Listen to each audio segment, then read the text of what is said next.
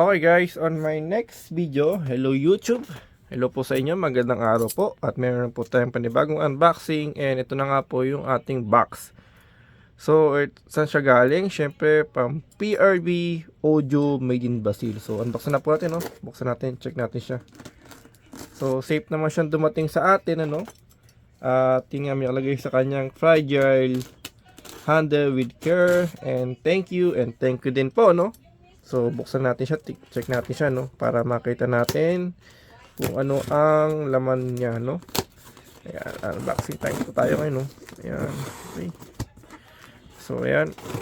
Natin, ayan. Oh, wow! So, ito po, pagbukas natin, guys, syempre yung ating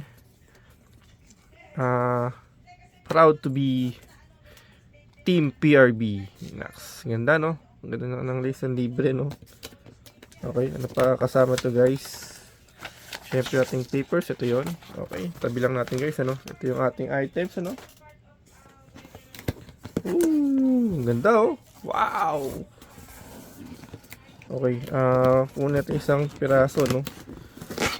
Okay, so it's 500 watts, guys, no? Ito siya.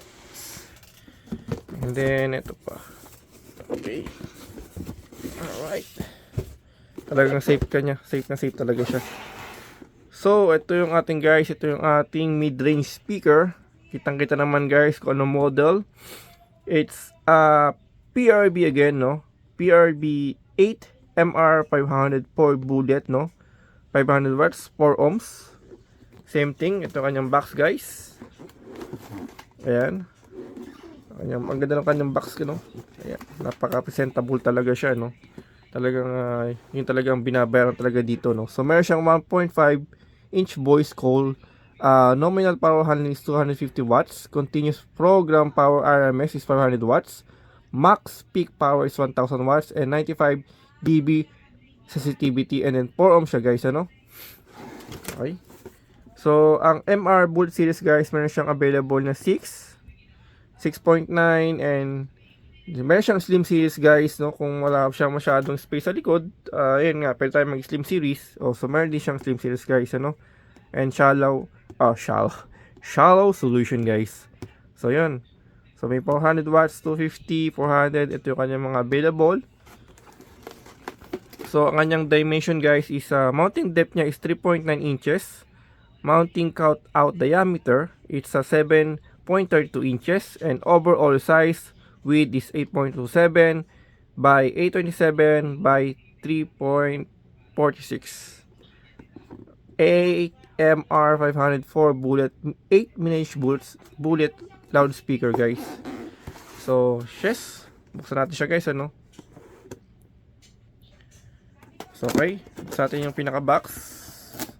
At pagbungot pa lang, guys, meron na agad siyang libreng sticker, no, ng PRB. Ang ganda, talaga naman. Okay, ano pa sa atin to? Oh, wow, the best. Ang bigat talaga niya, guys. Talagang puro, no? Bigat, ano, bigat, no? So, syempre meron tayong nakita sa box, oh, ang silica gel.